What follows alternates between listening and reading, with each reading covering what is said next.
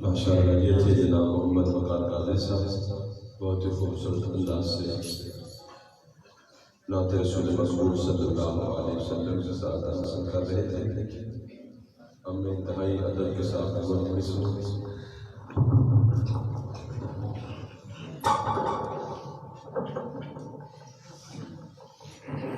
پیر طریقت رہبر شریعت واقف اسرار حقیقت کشتہ عشق و وفا صوفی باصفا حضرت علامہ مولانا محمد ابراہیم حاجی قادری برکات العالیہ امین تبلیغ اسلامی سے کہ آپ اپنے معاذ حسنہ سے ہمارے قلوب و اذہان کو روشن و منور فرمائے۔ آپ کے بیان سے قبل محبت کے ساتھ نعرہ لگائیے نعرہ تکبیر، اللہ اکبر، آواز سے کہیے نعرہ تکبیر، نعرہ رسالت، مظہر کبریاء مصطفیٰ مصطفیٰ، مظہر کبریاء مصطفیٰ مصطفیٰ، مظہر مصطفیٰ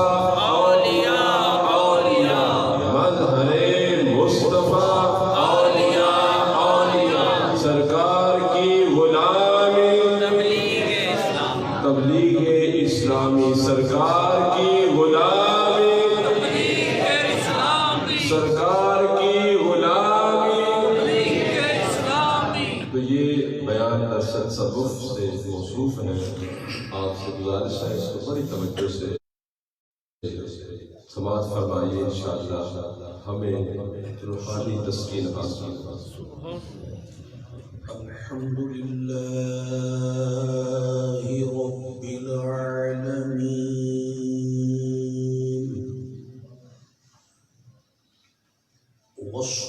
والصلاة والسلام على خاتم النبيين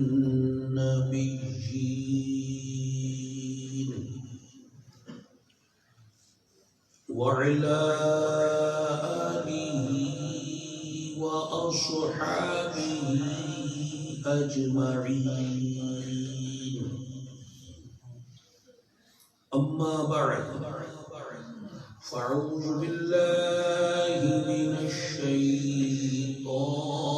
الرجيم،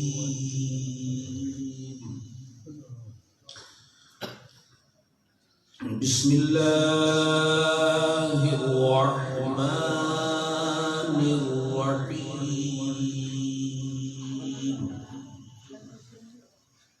ثاني اثنين إذ هما في الغار إذ يقول لصاحبه لا تحزن إن الله معنا، صدق الله العظيم۔ قال الله تبارك وتعالى في شان حبيبه الكريم، إن الله وملائكته يصلون على النبي يا أيها الذين آمنوا صلوا عليه وسلموا تسليما، الصلاة والسلام عليك يا سيدي يا رسول الله، الصلاة والسلام عليك يا سيدي يا حبيب الله، الصلاة والسلام عليك يا سيدي يا نبي الله، وعلى آلك وأصحابك يا سيدي يا نور الله۔ محترم بھائیوں اور بزرگوں، اور مجھے پردے پردے میں رہ کر سننے والی میری محترم ماؤں، بہنوں، بیٹیوں، یہ جمادی الثانی کا مبارک مہینہ ہے۔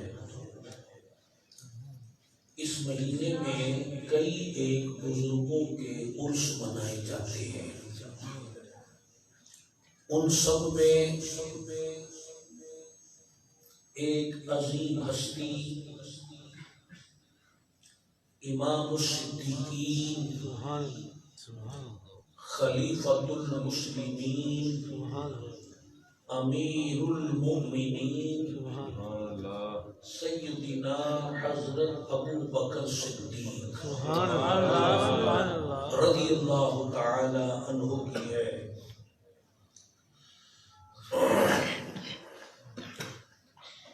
جنہوں نے قیامت تک آنے والے مسلمانوں پر احسان فرمایا کہ رسول اللہ صلی اللہ تعالی علیہ وآلہ وسلم نے خود ارشاد فرمایا، حب ابا بکر وشکرہ واجب علی کل امتی، کہ ابو بکر صدیق سے محبت رکھنا اور اس کا شکر ادا کرنا میرے ہر امتی پر واجب ہے۔ سبحان اللہ، سبحان اللہ، سبحان اللہ۔ اس سے ہی ان کی عظمت، فضیلت، شان و عزت کا اندازہ لگا دیجیے۔ اور پھر قرآن مجید میں ان کا ذکر خیر جو خطبے میں میں نے آیت پڑھی، ثانی اثنین، دو میں سے دوسرے، اور پھر اس میں لفظ ہے اذ یقول لصاحبہ، جب ہمارے محبوب اپنے صحابی سے فرما رہے تھے۔ سبحان اللہ۔ ان کی صحابیت تو قرآن سے ثابت ہے۔ سبحان اللہ۔ اسی لیے علماء کرام فرماتے ہیں کہ جو سیدنا صدیق اکبر رضی اللہ عنہ کے صحابی ہونے کا منکر ہو وہ کافر ہے، کیونکہ اس نے قرآن کا انکار کیا ہے۔ اب غور کیجئے، یہ غار ثور کا واقعہ اللہ تعالی بیان فرما رہا ہے۔ سبحان اللہ۔ ثانی اثنین، دو کا ذکر ہے، دو میں سے دوسرے، اپنے محبوب کی بات بیان ہو رہی ہے، ان کے رفیق کی بات بیان ہو رہی ہے۔ اذ ہما فی الغار، جب وہ دونوں غار میں تھے۔ اللہ کی محبت اپنے محبوب سے دیکھیں، محبوب گھر میں ہوں تو گھر کی بات فرماتا ہے، غار میں ہو تو وہاں بھی محبوب کا ذکر فرماتا ہے۔ تو مکان کو شرف ملا محبوب کی نسبت سے۔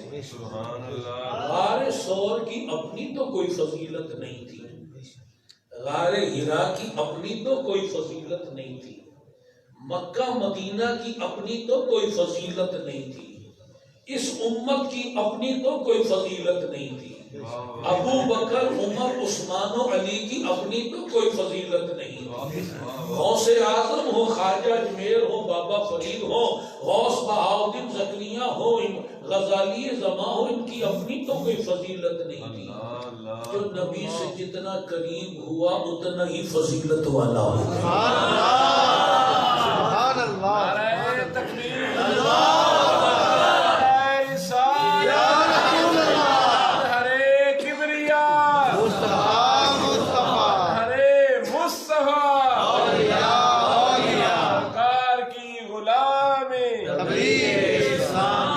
سرکار نے جس پر جتنا کرم فرما دیا وہ اتنا عظمت والا ہو گیا۔ سبحان اللہ، سبحان اللہ۔ اب ذرا غور کیجئے، حدیث پاک میں ہے کہ صدیق اکبر کو جو مقام ملا ہے وہ کوئی کثرت کے ساتھ نفل نمازیں پڑھنے، کثرت کے ساتھ نفلی روزے رکھنے، اس وجہ سے نہیں ملا۔ ان کو جو مقام ملا ہے وہ محبوب کے قریب ہونے، قرب پانے کی وجہ سے۔ سب سے زیادہ محبوب کے قریب، مکے میں بھی قریب، مدینے میں بھی قریب، غار میں بھی قریب، مزار میں بھی قریب۔ اب یہاں میں نے ایک بات عرض کرنی ہے کہ دیکھیں، دنیا کی بات تو کرنی نہیں ہے۔ اگر کوئی شخص کا پیر خانہ سچا ہو، کامل پیر وہاں بیٹھا ہو اللہ والا، اور وہ اپنے شیخ کی خدمت میں حاضر ہو جائے، 2-4 دن وہاں ٹھہرے شیخ کے پاس، اور کوئی نہ ہو، شیخ ہو اور مرید ہو، تو آپ بتائیے شیخ بھی کامل ہے، مرید بھی سچا ہے بھی آستانہ، وہاں دنیا داری ہوگی؟ کوئی کاروبار ہوگا؟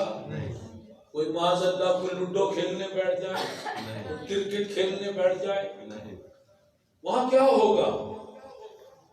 وہاں صرف اللہ اللہ ہوگا، وہاں اللہ کی باتیں ہوں گی، دین کی باتیں ہوں گی، شریعت کی باتیں ہوں گی، طریقت کی باتیں ہوں گی، روحانیت کی باتیں ہوں گی، حقیقت کی باتیں ہوں گی، معرفت کی باتیں ہوں گی۔ ایک پیر مرید کو لے کر الگ تھلگ بیٹھ جائے تو وہاں اللہ اللہ ہو اور کچھ نہ ہو، اور جہاں مصطفیٰ کریم اپنے سچے مرید کو لے کر غار میں بیٹھ جائے، پھر محبوب نے اس وقت صدیق اکبر کو کیا کچھ نہیں سنایا بتایا ہوگا۔ جو تعلیم لوگوں کے درمیان نہیں دی جا سکتی تھی، وہ تعلیم اپنے کامل مرید کو غار ثور میں عطا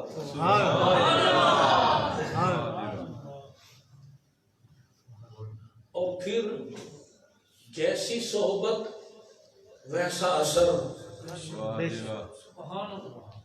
یہ غار ثور اس وقت واللہ عرش اعظم سے بھی ارفع تھی، کیونکہ عرش پر مصطفیٰ اس وقت جسمانی طور پر بظاہر نہ تھے، یہاں تھے۔ عرش کو فضیلت ملی نبی کے صدقے، عرش کی اپنی کوئی فضیلت نہیں ہے، کعبہ کو فضیلت بھی مصطفیٰ کے طفیل ملی ہے۔ تو اب جہاں مصطفیٰ کریم موجود ہو وہ جگہ عرش سے بھی افضل و اعلیٰ۔ اب صدیق اکبر کہاں بیٹھے تھے؟ جن کی صحبت میں بیٹھے تھے، بظاہر لوگوں کی نظر میں تو غار ثور تھی، حقیقت میں وہ عرش سے بھی اعلیٰ مقام۔ اور پھر اب دیکھیے کہ وہاں پیاس لگ گئی۔ صدیق اکبر عرض کرتے ہیں کہ یا رسول اللہ صلی اللہ علیہ وسلم، پیاس لگ رہی ہے، پانی نہیں ہے۔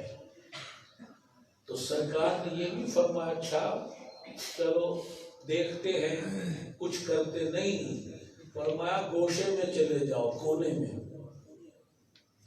اس غار میں کوئی پانی کا کولر لگا ہوا تھا؟ صدیق اکبر اٹھ کر گئے تو چشمہ پھوٹ رہا۔ یہ ہے نگاہ فیضان مصطفیٰ۔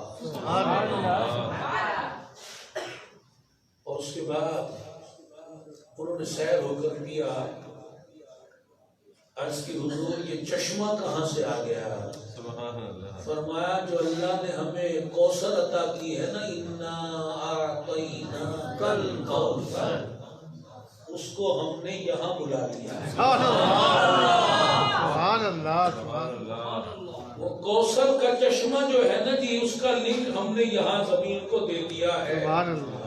وہی کوثر جو جنت میں بہ رہی ہے، وہی کوثر ہم نے غار ثور میں بہا. اور پھر یہ فرمایا کہ لا تحزن، اے میرے رفیق، اے میرے صحابی، اے میرے ابو بکر، غم نہ کر.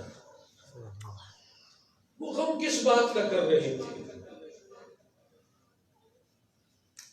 کہ اپنی جان کی انہیں پرواہ تھی کہ میرا کیا بنے گا اس غار میں. اپنی جان کی پرواہ ہوتی تو سانپ سے نہ ڈسواتے.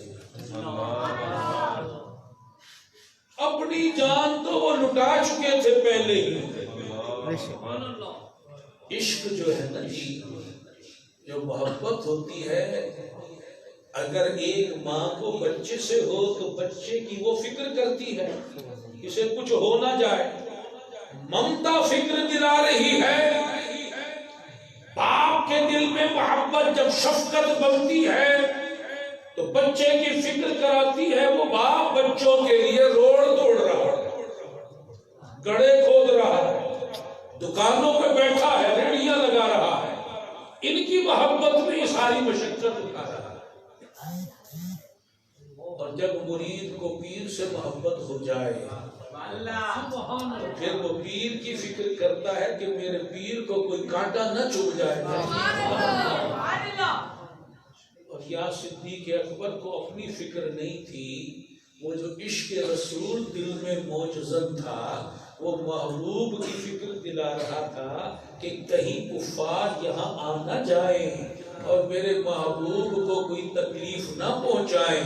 تو فکر تو محبوب کی کر رہے تھے. اس لیے سرکار نے فرمایا لا تحزن، غم نہ کر، غمگین نہ ہو. ان اللہ معنا، بے شک اللہ تعالی ہمارے ساتھ ہے. اب یہاں یہ بات اللہ نے بیان فرمائی. وہ تو غار میں بات ہو رہی تھی، صدیق اکبر نے بیان نہیں کی، خود رسول اللہ نے بیان نہیں کی. وہ جو گفتگو ہو رہی تھی دونوں کے درمیان، اس کو اللہ تعالیٰ قرآن میں بیان فرمایا. ان اللہ معنا. اور یہ بیان کر کے اللہ تعالیٰ نے وہ لوگ جو وہاں نہیں بھی تھے انہیں محبوب کا پیغام پہنچا دیا کہ تم غار میں ہو، گھروں میں ہو، جنگلوں میں ہو، پہاڑوں میں ہو، لوگوں کے جھرمٹ میں ہو، تنہائی میں ہو، اپنے نبی کا پیغام سن لو. ان اللہ معنا، اللہ تمہارے ساتھ ہے. اللہ کو مت بھولنا، غفلت میں نہ پڑ جانا. وہ تو علیم بذات الصدور ہے، وہ تو دلوں پر نظر رکھتا ہے. ان اللہ لا ينظر الى صورکم، اللہ تمہاری صورتیں نہیں دیکھتا جسے تم بناتے سنوارتے ہو، کتنی کریم میں پاؤڈر لگاتے ہو. اللہ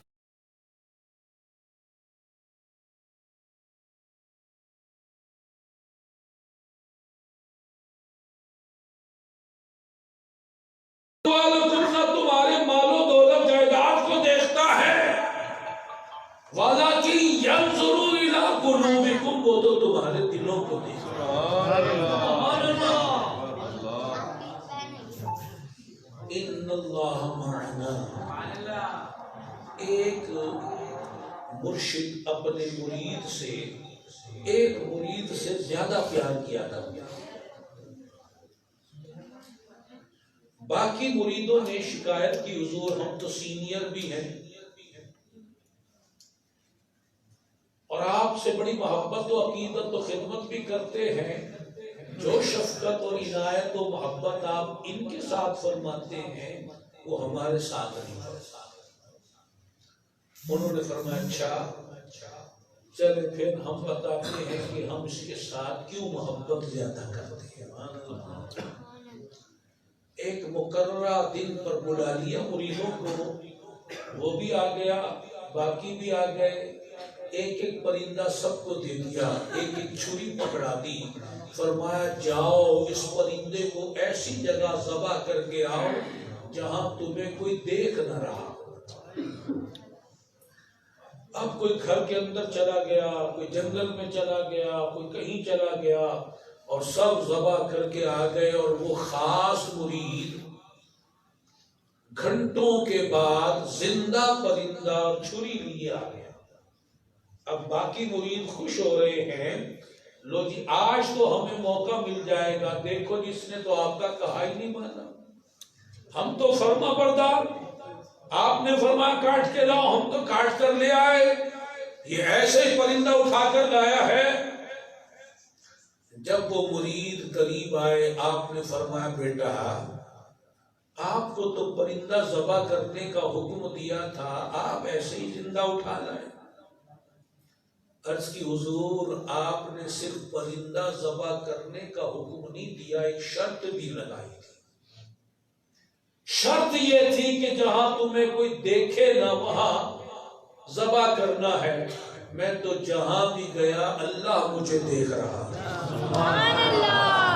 مجھے کوئی ایسا مقام، کوئی ایسی جگہ، کوئی ایسا خطہ، کوئی ایسا گوشہ نہ ملا کہ جہاں میں جاتا اور اللہ مجھے نہ دیکھتا۔ پھر جب کچھ نہ ملا تو میں واپس آ گیا زندہ پرندہ لے کر۔ اب آپ نے باقی مریدوں سے بتایا یہ ہے وہ سوچ، یہ مقام، وہ نظریہ، یہ بات کہ یہ اللہ کو ہر وقت یاد کرنے والا ہے، اس لیے یہ ہمیں عزیز ہے۔ تو یہی درس سرکار نے غار ثور میں سیدنا صدیق اکبر کو دیا، اور ان کے توسل سے ہمیں دیا اور باقی امت کو دیا۔ مت بھولنا اللہ کو، میرا اللہ سمیع بھی ہے، سنتا ہے، میرا اللہ بصیر بھی ہے، دیکھتا ہے، میرا اللہ علیم بھی ہے، جانتا ہے۔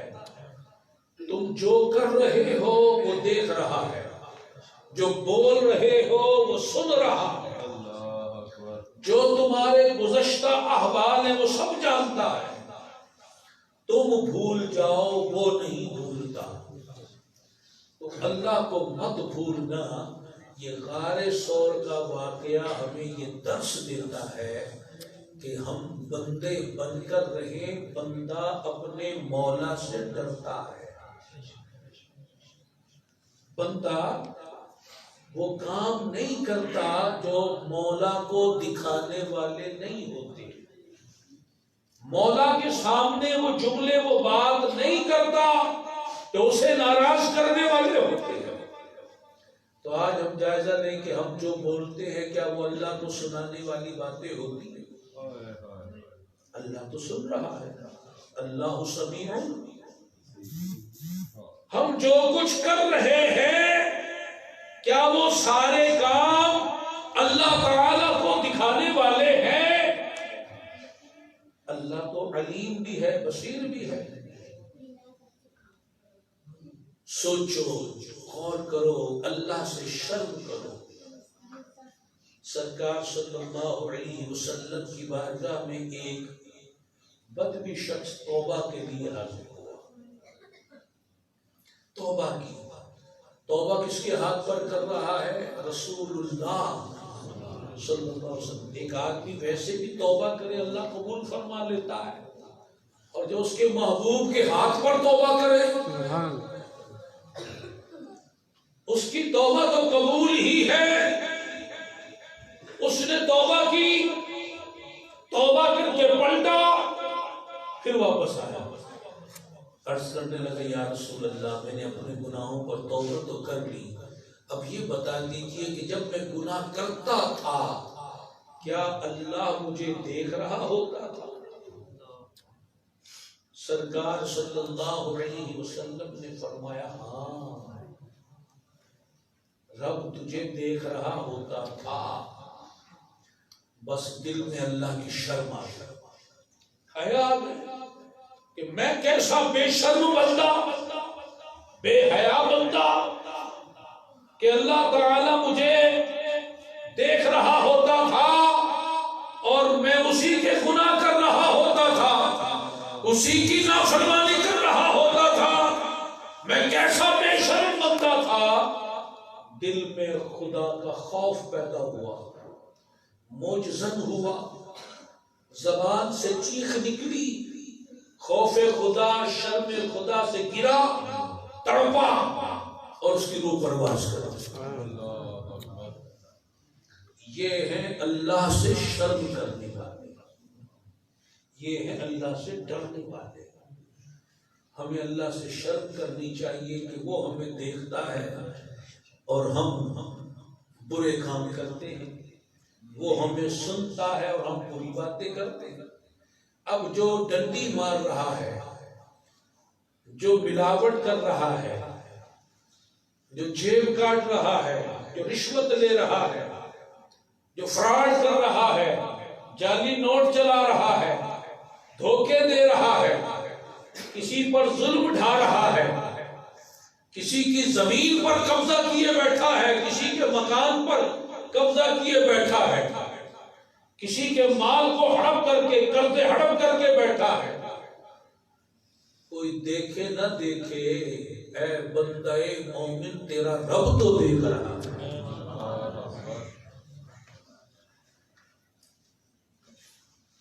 تجھے اس کی شرم آنی چاہیے،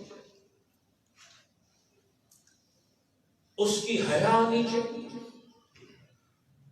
اللہ اکبر. سیدنا صدیق اکبر رضی اللہ تعالی عنہ کی شان و عظمت کا کیا کہنا کہ جب رسول اللہ صلی اللہ علیہ وسلم سے یہ پوچھا گیا کہ لوگوں میں آپ کو سب سے زیادہ محبوب کون ہے، آپ نے فرمایا عائشہ.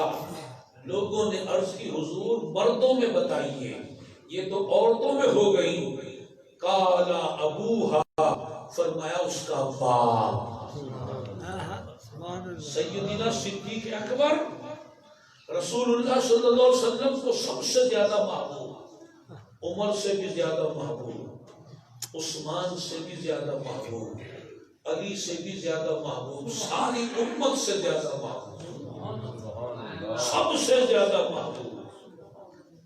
کتنا بلند مقام، عرفہ مقام. نائب مصطفیٰ ہے، خلیفہ مصطفیٰ ہے. اور جب درخت کو دیکھتے تو ٹھنڈی آہ بھرتے اور کہا کرتے کاش ابو بکر ایک درخت ہوتا. لوگ اسے کاٹ دیتے، اس کی لکڑیاں جلاتے، پرندے اس کا پھل کھا جاتے، نام و نشان درخت کا مٹ جاتا، اور قیامت کے دن پھر حساب و کتاب نہ ہوتا. اتنا بلند مقام، محبوبیت نبی کی اور اللہ کے بھی محبوب کہ اللہ تعالی جبریل کے ذریعے ان کو سلام بھیجتا. اور جب ایک مرتبہ سب کچھ راہ خدا میں نبی کے قدموں میں لا کے ڈال دیا اور ڈاکٹر اقبال کو کہنا پڑا پروانے کے لیے شمع ہے جی، اور بلبل کے لیے پھول بس، صدیق کے لیے ہے خدا کا رسول بس. سب کچھ لا کر نبی کے قدموں میں ڈال دیا، لباس بھی اتار کر دے دیا، صرف ایک کمبل جو تھا اس کو بدن پر لپیٹ دیا اور ببول کے کانٹے جو تھے ان کو آگے پرو کر بٹن بنا دیا. اس حالت میں نبی کے قدموں میں لا کر سارا سامان ڈال دیا. اسی اثنا میں جبریل آ گئے اور عرض کی یا رسول اللہ، اللہ تعالیٰ ابو بکر کو سلام بھیجتا اور فرماتا ہے کہ میرے بندے ابو بکر سے پوچھو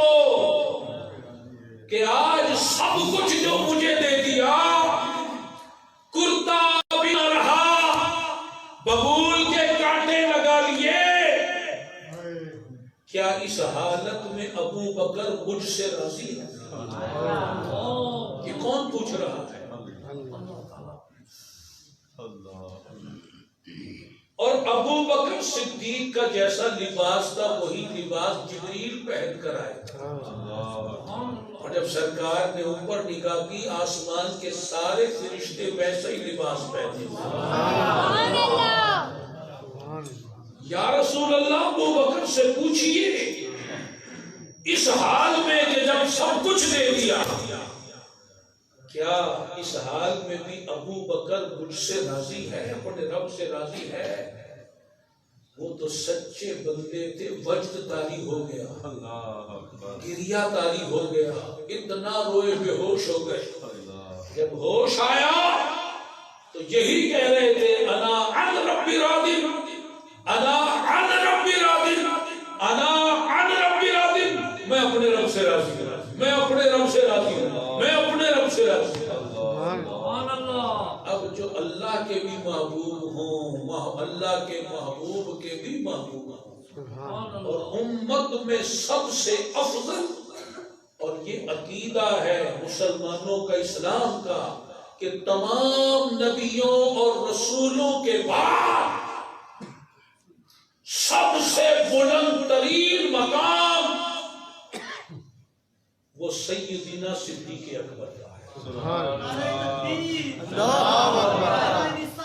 یا رسول اللہ مصطفیٰ مصطفیٰ اولیاء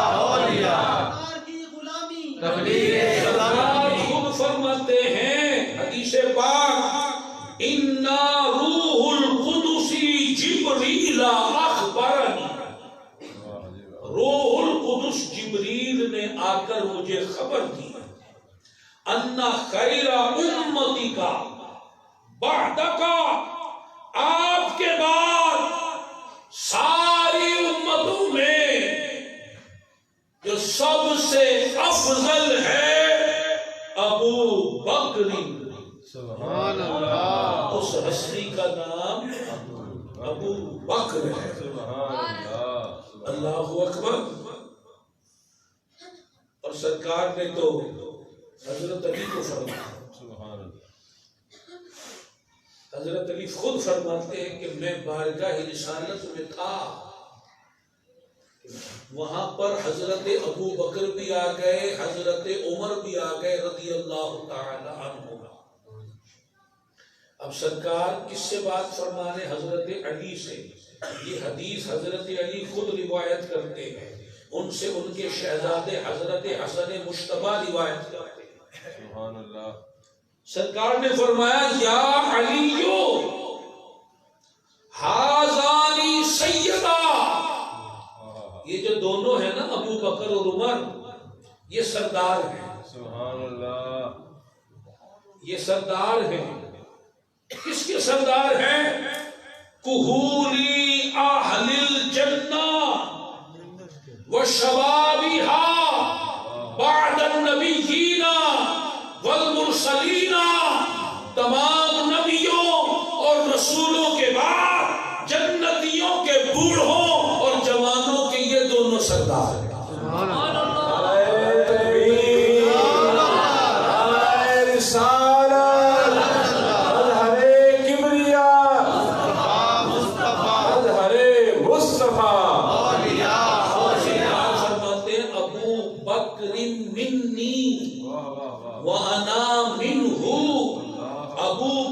مجھ سے ہے اور میں اس سے ہوں، وَأَبُو بَكْرٍ أَخِي فِي الدُّنْيَا وَالْآخِرَةِ، ابو بکر دنیا میں بھی میرا بھائی ہے، آخرت میں بھی میرا بھائی۔ سبحان اللہ، جس کا اتنا بلند مقام ہو، وہ باغ میں تشریف لائے، چڑیا کو دیکھا، آہ سرد بھری، اور فرمانے لگے اے پرندے تو کتنا خوش نصیب ہے، تجھے مبارک ہو، تو پھل کھاتا ہے درختوں کے، ان کے سائے میں رہتا ہے، تو مر جائے گا، تیرے لیے کوئی حساب و کتاب نہ ہوگا، ابو بکر مرے گا اس کے لیے حساب و کتاب ہوگا، کاش ابو بکر تیرے جیسا ہوتا، اس کے لیے حساب و کتاب نہ ہوتا۔ اتنے بلند ہستی کے مالک، قطعی جنتی بوڑھوں اور جوانوں کے سردار، وہ اپنی آخرت کی فکر فرما رہے ہیں، اور آج ہمیں کوئی فکر ہے؟ آج ہمیں کوئی اپنے آخرت کی، موت کی، قبر کی، پل صراط کی، میزان عمل کی، دربار الہی حاضری کی کوئی فکر، کوئی پرواہ ہے؟ دنیا کی موج مستیوں میں ڈوب گئے، کھیل کود کو اپنی زندگی کا مقصد بنا لیا، فلمیں، ڈرامے، سوشل میڈیا یہ ہمارا بس جینے کا مقصد بن کر رہ گیا، دوستیاں یاریاں لگانا یہ ہمارے جینے کا مقصد رہ گیا، کاروبار بڑھاؤ، بلڈنگیں بناؤ، مکان پر مکان بناتے جاؤ، دنیا چمکاؤ، دنیا کو عیش کا گھر بنا دو، دنیا بھر کے سارے عیش آرام جمع کر لو، لیکن کسی کو یہ پرواہ نہیں کہ قبر کی رات کیسے گزرے۔ وہاں تو کوئی نمازوں کے کمکمے نہیں ہوگے، ذکر اللہ کا اے سی نہیں لگا ہوگا، وہاں تو کوئی شب بیداری کا بستر نہیں بچھا ہوگا، ہم نے تو کوئی انتظام نہ کیا، ہم نے اے سی لگایا تو دنیا کے گھر کے لیے، کولر لگایا دنیا کے گھر کے لیے، کمکمے لگائے دنیا کے گھر کے لیے، قالین بچھائے دنیا کے گھر کے لیے۔ اگر یہ گھر ہمارا ہے تو قبر بھی تو ہمارا ہے۔ مجھے بتاؤ اس دنیا کے گھر میں تو ہم نے 40-50 سال رہنا ہے، اور قبر کے گھر میں ہم نے ہزاروں سال رہنا ہے۔ جس گھر میں ہزاروں سال رہنا ہے اس کے لیے تو ہم نے کچھ بھی نہیں سوچا، اور جس گھر میں 40-50 سال رہنا ہے ساری محنت اس کے لیے کرتے ہیں۔ یہ دونوں گھر ہمارے ہیں، دنیا بھی ہماری ہے، آخرت بھی ہماری ہے۔ ہمارا ایمان دنیا کے جہان پر بھی ہے، آخرت کے جہان پر بھی ہے۔ پھر ایک ہی جہان کی فکر کیوں؟ پھر ایک ہی جہان کے لیے محنت کیوں؟ کیا آخرت کے جہان پر ایمان نہیں ہے؟ کیا قبر میں اپنے ہاتھوں سے لوگوں کو نہیں اتارا؟ کیا لوگ ہمیں قبر میں نہیں اتاریں گے؟ جاگنا ہے جاگ لے، افلاک کے سایہ تلے، حشر تک سونا پڑے گا خاک کے سایہ تلے۔ حشر میں کتنے سال ہیں کوئی پتہ نہیں، جو آج سے 2000 سال پہلے مرا تھا وہ ابھی تک قبر میں پڑا ہوا ہے۔ تو آج ہم مریں گے تو قیامت تک قبر میں پڑے ہوں گے۔ اس گھر کو کیا کیا ہے ہم نے؟ اس کی آرام کے لیے، ہوادار بنانے کے لیے، منور کرنے کے لیے ہم نے کچھ نہیں کیا، اب تک نہیں کیا تو اب کر دو۔ اب ہوش میں آ جاؤ، اب اس گھر کی فکر کرو، آخرت کی فکر کرو، توبہ کرو اللہ کے حضور، اس کا ذکر کرو، اس کی نمازوں کی پابندی کرو، حرام کاموں سے بچو، آنکھوں کو حرام باتوں دیکھنے سے بچاؤ، زبان کو حرام بولنے سے بچاؤ، کانوں کو حرام سننے سے بچاؤ، ہاتھوں کو حرام کاموں سے بچاؤ، پاؤں کو حرام راہ پہ چلنے سے بچاؤ، دل کو حرام غرور، تکبر، بغض، حسد، کینہ سے بچاؤ۔ اپنے آپ کو پاک کرو، اللہ کا ذکر کرو، اللہ کا ذکر کرو، اللہ کا ذکر کرو۔ دیکھو یہ درخت کے پتے بھی اللہ کو یاد کر رہے ہیں، یہ مچھلیاں بھی اللہ کو یاد کر رہے ہیں، یہ پرندے بھی اللہ کو یاد کر رہے ہیں، یہ ریت کے ذرے، یہ دیواریں، یہ چھتیں، ہر چیز اللہ کو یاد کر رہی ہے، اور ہم اشرف المخلوقات ہو کر اسے یاد نہیں کر رہے۔ کب یاد کریں گے؟ ہوش میں آؤ، بندے بنو، ہم مسلمان ہیں، ہم کافر نہیں ہیں معاذ اللہ۔ ہم ان کو دیکھ کر ان جیسا زندگی کا سٹائل کیوں اپنائیں؟ ہم مسلمان ہیں، ہم تو نبی کے طریقے پر آئے۔ میرے نبی نے ہمیں بتایا کہ اللہ تعالیٰ کا ذکر جو ہے وہ دلوں کو اطمینان بخشتا ہے۔ اللہ کا ذکر کثرت سے کرو، دل دھل جاتا ہے، دل پاک ہو جاتا ہے۔ جب دل پاک ہوگا تو زبان بھی اچھی باتیں کرے گی، جب دل پاک ہوگا تو آنکھیں بھی اچھی چیزیں دیکھے گی، جب دل ہی ناپاک ہو تو کام بھی ناپاکی والے ہو. تو اللہ کا ذکر کرو. الحمدللہ ہم نے جو تسبیحات کا سلسلہ شروع کیا ہوا ہے، وہ تسبیحات کا سلسلہ جو ہم نے یہاں پر جاری کیا وہ اسی لیے کیا کہ دل پاک ہو جائے. 3 تسبیحاں ابتدا میں بیان کی جاتی ہیں. کئی لوگ یہاں 3 کیا 10 تسبیحاں بھی کر رہے ہیں، خواتین بھی تسبیحاں کر رہے ہیں. گزشتہ دنوں گجرات میں ہم نے جمع کیا ان خواتین کو جن کی تسبیحات 10 سے زیادہ ہیں. تو 87 خواتین وہاں جمع ہیں. 87 خواتین وہ تھیں جن میں سے تو کئی بہت ساری آئی نہیں تھی، ان تک اطلاع نہیں ہوئی، پہنچ نہیں پائی. جو وہاں پہنچ گئی وہ 87 تھیں کہ جو 10 سے زیادہ تسبیحات کرتی ہیں. اب وہ گھر کا کام بھی کرتی ہیں، ہانڈی روٹی بچوں کا ساتھ اللہ کا ذکر بھی کرتی. اللہ جسے توفیق دے دے. تو آپ میں سے بھی کئی بھائی تسبیحات کرتے، اللہ انہیں مبارک رکھے، استقامت دے. اور جنہوں نے ابھی تسبیح نہیں شروع کی، آج میری درخواست ہے، التجا ہے کہ وہ آج سے تسبیحات شروع کریں. 3 تسبیح ہیں. ایک تسبیح استغفار، ایک تسبیح درود پاک، ایک تسبیح کلمہ طیبہ. 3 تسبیحات آپ نے پڑھنی ہے.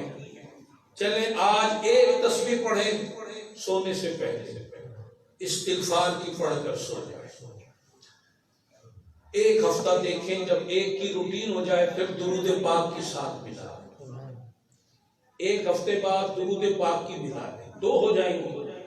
2 ہفتے بعد پھر میں نے انشاءاللہ یہاں حاضر ہونا ہے، اور جو تسبیحات کرنے والے ہیں ان کی روحانی تربیت کا سلسلہ اسی مرکز میں ہوگا انشاءاللہ. 7 مارچ ہفتے کے دن عشاء کی نماز کے بعد، 7 مارچ ہفتے کا دن عشاء کی نماز کے بعد یہیں پر انشاءاللہ روحانی تربیت ہوگی ذاکرین کی، سبحان اللہ، تسبیحات پڑھنے والوں کی. تو آپ سب ایک ایک تسبیح میں تو پیروئے جائیں نا. اگر بالفرض کوئی تسبیح نہیں بھی کر پایا وہ بھی آ جائے. چلو پھر اور ذوق مل جائے، شوق مل جائے. جو یہاں نہیں ہیں ان تک بھی ہماری باتیں پہنچائے، ان کو بھی لے آئے.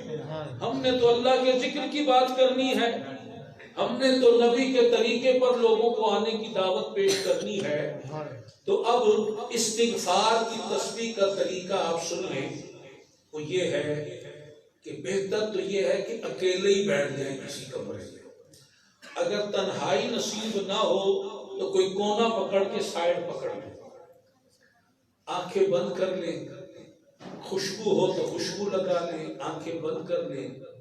تصور جمائیں کہ میں اللہ کے دربار میں ہوں. جس طرح قیامت کے دن اللہ کے دربار میں حاضری ہوگی نا، میں اللہ کے دربار میں حاضر ہوں. اللہ مجھے دیکھ رہا ہے، اللہ مجھے سن رہا ہے، اور میرے سارے اعمال اللہ جانتا ہے، اور میرے پاس تو گناہ ہی گناہ ہے. پھر اپنے گناہوں کو یاد کر کے روئے، اور رونا نہ آئے تو رونے والی صورت بنائے، اور ہم روتے ہوئے رب کو سنائے.